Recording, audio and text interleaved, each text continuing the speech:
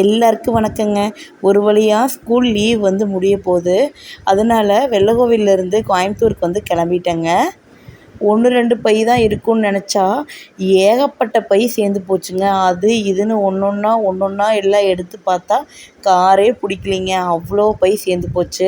எங்கள் ஹஸ்பண்ட் கூட கிண்டல் பண்ணாங்க, உனக்கு வந்து ஒரு மினி டோர் தான் வந்து வர சொல்லணும், காரெல்லாம் பிடிக்காது அப்படின்னு சொல்லிட்டு கிண்டல் பண்ணாங்க. அம்மா கிட்ட சொல்லிவிட்டு சாமி கும்பிட்டுட்டு நாங்கள் வந்து ஊருக்கு வந்து கிளம்பிட்டோங்க. கிளைமேட் வந்து ரொம்ப சூப்பராக இருந்துச்சு. கோயம்புத்தூர்லேருந்து அம்மா வீட்டுக்கு வரும்போது நான் அம்மாவை எவ்வளோ மிஸ் பண்ணனோ அதே அளவு அங்கேருந்து வந்து நம்ம கோயம்புத்தூர் கிளம்பும்போதும் அம்மாவை ரொம்ப மிஸ் பண்ணேன். அங்கேருந்து வரும்போது பார்த்திங்கன்னா ஒன்றா அத்தனையும் சொல்லுவாங்க, இதை எடுத்துகிட்டு போ, அதை எடுத்துகிட்டு போ, இதை கொண்டு போ, அதை கொண்டு போன்னு சொல்லிக்கிட்டே இருப்பாங்க. அப்படி நாங்கள் வெளியில் கார் வந்து தோட்டத்தை வெளியே வர வரைக்கும் வெளியே நின்று பாய் சொல்லிகிட்டு இருப்பாங்க. அதெல்லாம் ரொம்பவே மிஸ் பண்ணேங்க.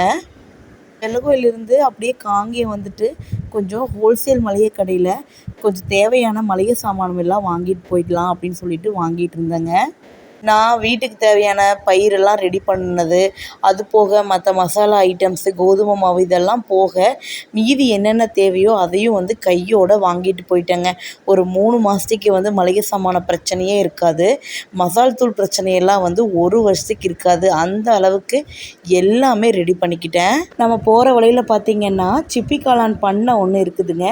அங்கே வந்து சிப்பி காளான் வந்து நல்லா ரொம்ப ஃப்ரெஷ்ஷாகவே கிடைக்கும். போகிறப்போ வர்றப்போ கண்டிப்பாக சிப்பி காளான் வந்து நாங்கள் வாங்கிட்டு போவோம். அங்கே சிப்பி காளான் வாங்கிக்கிட்டு ஏதாவது ஸ்நாக்ஸ் சாப்பிட்ணுன்னு போல் இருந்துச்சு. அதனால் அப்படியே வந்து வண்டியை நிறுத்தினோம். இங்கே வந்து பார்த்திங்கன்னா மசால் பூரியும் நிலக்கடலை சுண்டலும் வந்து சாப்பிட்டோங்க. கூடவே இங்கே ரோஸ் மில்க்கும் பாதாம் மில்க்கும் ரொம்ப நல்லாயிருக்கும்.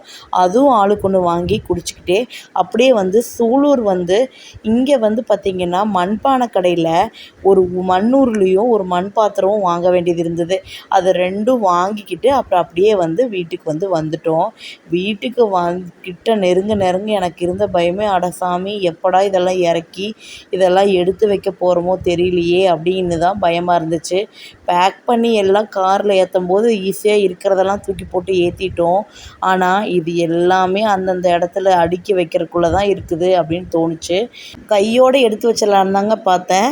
ஆனால் என்ன தான் வந்து மனசு எடுத்து வைக்கலான்னு சொன்னாலும் உடம்பு வந்து சத்தியமாக ஒத்துழைக்கல. அவ்வளோ ஒரு டயர்டுங்க. ஊருக்கு வர்றதுனால ரெடி பண்ண வேண்டியதெல்லாம் ரெடி பண்ணி எல்லாம் பேக் பண்ணுறக்கே வந்து 2 நாள் சரியாக போச்சு. எல்லாமே காலையில் எடுத்து வச்சுக்கலான்னு போய் படுத்துட்டேங்க.